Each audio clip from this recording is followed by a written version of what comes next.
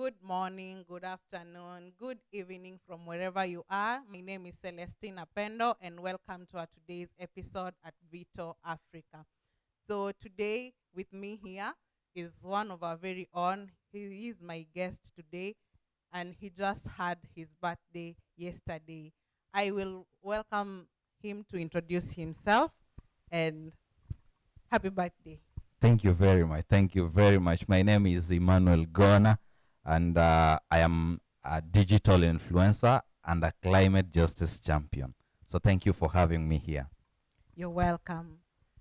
And so, as I've said, he just had his birthday yesterday, and you saw pictures on Instagram, Facebook, and all the platforms that he celebrated his birthday in a very unique way. So, please tell us what made you or what motivated you to celebrate your birthday in that manner. Okay, in the climate justice space, we are trying as much as possible to move from the boardroom meetings. Of course, most of the time you hear of the climate changes either on the radio stations or maybe some people somewhere have gone converging in the meetings. You understand? Yeah. Like recently, we had the COP27 in Egypt. So you realize most of these things are discussed in boardrooms, right?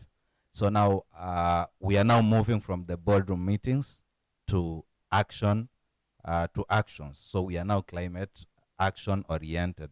And that's what motivated me to do the tree planting. Of course, I don't think it would have been wise enough to just celebrate with a few friends and maybe use a lot of money just for a single day. So that's why I opted to do the tree planting.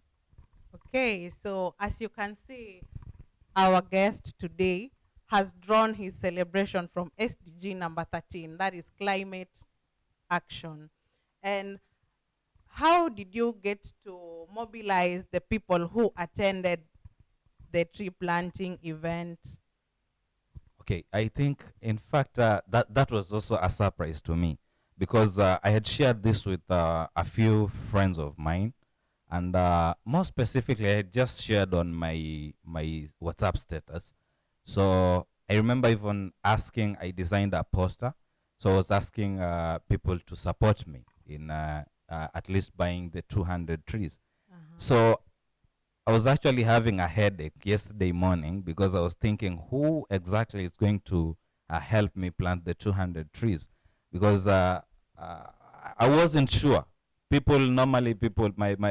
close circle do not happen to confirm the attendance. So yesterday I just realized that I had a very big crew.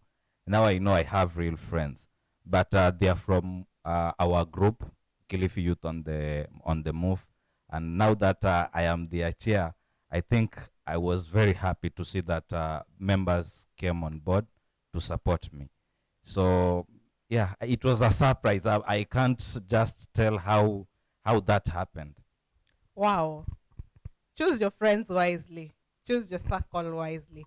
So from there, like what made you exactly want to plant trees? We've seen that there are a lot of things that contribute to climate change, but why are we focusing on planting trees?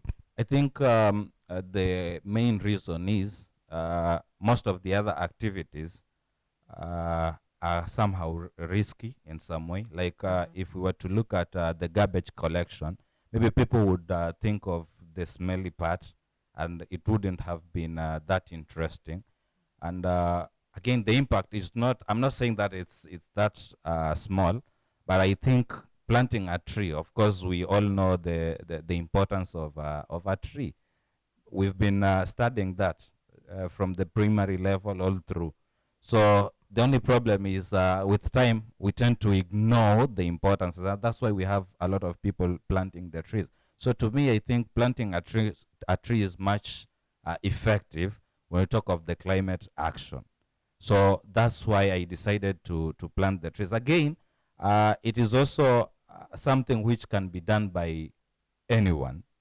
And as you have mentioned, I posted a lot in my social media handles. And there's one of the photos that I fell in love with. I took a photo with a kid, a young girl planting the tree. So you can imagine. I was thinking if it were about the garbage collection, probably this girl would maybe see something and decides maybe to take it. You understand? Yeah, yeah. So it would be somehow risky. But for planting trees, that one is healthy for everyone. So that's why I opted for planting the trees. Wow. As you can see, my viewers, today, we have a lot to do. And have you ever thought, maybe, have you ever asked yourself, what have I contributed to this environment that has raised me for all these years? We can see that our guest has contributed something back to the society that raised him. And back to what you've just said about you partnering with fellow or other people or organizations, including the Kilifi Youth on the Move, to plant those trees. What's the importance of you partnering, or what's the power of partnership in the fight against climate change? Well, I think that's a very interesting question. Personally, I love the fact that you've also mentioned one of the SDGs, that is SDG 13, climate action. Yeah. And for me, I think I really love SDG 17. That's about partnership. You Oh, realize yeah. that there's nothing that you can do single handedly. So basically, if you have to do some things and become successful, then I think you need to partner with someone. So partnership is core in everything, not just in climate action, but in everything. You realize that for you to have grown this big, becoming a presenter here, you've partnered with some people, and in some other, or rather, we can talk of the stakeholders in some other fields. Like we can talk of in an education setup, there is a partnership between the parents, the learners, and the teachers. Yeah. So those are partners, but now we may call them the stakeholders. So you realize that there is no way that you can actually succeed if you decide to go alone. And for me, again, that was core because, as I have mentioned, I had planned to plant the 200 trees. One of the things that was running in my mind is who exactly is going to plant these trees? And you realize that very many people came on board. Yeah. We had the young people from the movement Kilifi Youth on the Move. We also we had the police officers. We also had the area MCA. So you realize that already is partnership. Again, Yeah. in buying the trees, you realize again the trees are now expensive because everyone is talking of tree planting. So you realize that wherever you want to get the trees, people know that maybe it is kind of a business. So you realize they are very expensive. There's no way that I would have maybe bought all the trees by myself, and I had to partner with very many people. So I think partnership is core. There is nothing that you'll do alone. For you to succeed, you must have somebody somewhere. Wow. So we must exercise the spirit of togetherness. And we've seen many organizations. The other day we saw Bolt partnering with Seed Balls Kenya to plant 11 million trees this year in our country. So you, as a climate change activist and a member of Kilifi Youth on the Move, maybe what are your plans this year in matters concerning tree planting and mangrove restoration? Well, we have very many plans. The first one, we are partnering with friends, and we are running a campaign known as 1 million trees for Kilifi. So that's a partnership with some other organizations. We also have some other organizations which are practicing a lot of mangrove restoration. We have the KCCGP, which is headed by my good friend Kelly Roberts Banda, and we also, as Cliff Youth on the Move, now have a plan to have our own tree nursery, a mangrove nursery of at least 10,000 seedlings. We were supposed to do that the last week of the last week of December 2022. But of course, the celebration things, some things didn't go as planned. But we are hopefully before this month ends, Mhm. before the end of January, would have our tree mangrove tree nursery of 10,000 mangroves. Uh, uh, we'll have it up and running. Wow. Okay, that's very nice and very impressive. So, as you're seated out there, you can find them and try to give a helping hand in their nursery that they want to start. So, back to you. How did you choose the venue or the place that you planted those trees? Perspective, perspective. You Ah. see, most of the young people tend to think that the police officers are not people who you can work with. So that's the first thing that came to my mind, that I think we need to change that perspective. And again, I realized the moment I went to the police station, I realized that the police also have their own perspective. They think that the young people are not that much responsible. So you realize that there is that uh, not a very good perspective from both ends. So I thought it would be wise if we can partner with the police. And that's why I love partnership. Again, that's partnership. So that's why I thought it would be wise if we could go and do it in the police station. You see, having the young people interact with the police officers means a lot. People will not fear the police officers because you realize that those people are very friendly. Only that if you are alone and you see them in uniform, sometimes it is tempting. I'm told that some of the young people normally run away if they see them in a uniform. So I thought it would be good, as we are starting this year, we should have a kind of a perspective reform, kind of, so that we can see whether we can have a bond and, of course, a long-lasting partnership. And you realize that as we were having the interaction, actually they were eagerly waiting for such a thing. And believe me, they also they say that they would welcome us anytime and have some more engagements. In fact, they mentioned about education issues, and they also challenged the young people there that we should also look at the the most things that normally affect our community, so that we can see how best we can partner and come up with the solutions on the same. Wow, nice. You've even changed my perspective about the police. Maybe I'm one of those young people who fear them. So on matters tree planting and maybe matters in attempt to uh, try to figure out or handle the impact of climate change. What's the role of the community? Do you think the community at large has a role to play, or just the climate activists have the role to? So climate action is actually something that we must agree Mhm. and work on it, all of us. And that's why, again, it comes again to the partnership. We've said there's nothing that will happen single-handedly. So we need everybody in the community on board. There's no way that the climate activists are going to do this alone. And you should also remember that if we talk of the climate crisis, it is affecting all of us. Yeah, it's globally. The effects are affecting everyone, the rich, the poor, everyone. So that simply is a call to action to all of us, not just a specific people. So that simply means everyone has to do that. And that's, again, that's why we incorporated the police officers. If you look at the photos, we have the photo of a kid, the politicians, or rather the leaders.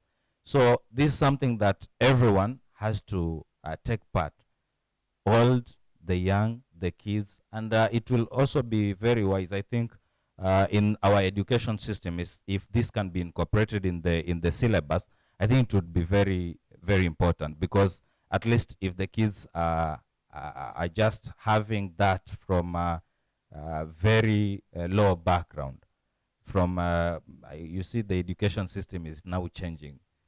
They call them grade 1, grade 2. Yes. So if we can have a syllabus that would incorporate the climate actions just from the school level, primary school level, all the way to the universities, I think it will help greatly. So everyone should take charge. Okay. On your social media platforms, I've seen you involving yourself in a lot of tree planting, mangrove restoration programs, and I've had people asking or saying that you're getting paid. Is it true that you get paid when you plant these trees, or you do it on voluntary basis? One, from my introduction, I think I've mentioned that my name is Emmanuel. That simply means I am a Christian. So from what you've heard, the only response that I have is amen. If people think that I get paid to plant trees, then I think I need that money. It will help me a lot. But to answer your question, I do that purely on voluntary basis. And you see, most of the time we normally use our own resources. So if I were to be invited in a tree planting anywhere and in good time, I would do my best, my level best. I can even be tempted to take the hustler fund and take myself there just for the love of nature. So it's purely voluntary. Wow. Our guest has a big heart. So, what advice do you have to that person watching our video today and that person who wants to be a climate change activist in future? Okay, so I think the only thing that I can share with you is this is something that everyone can do. It doesn't take a lot of resources or a lot of time. I was sharing with some other friends, and they were questioning.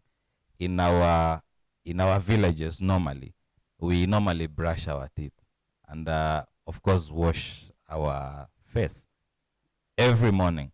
Now assume there was a tree where you normally do or rather practice your face. You call it cleanliness.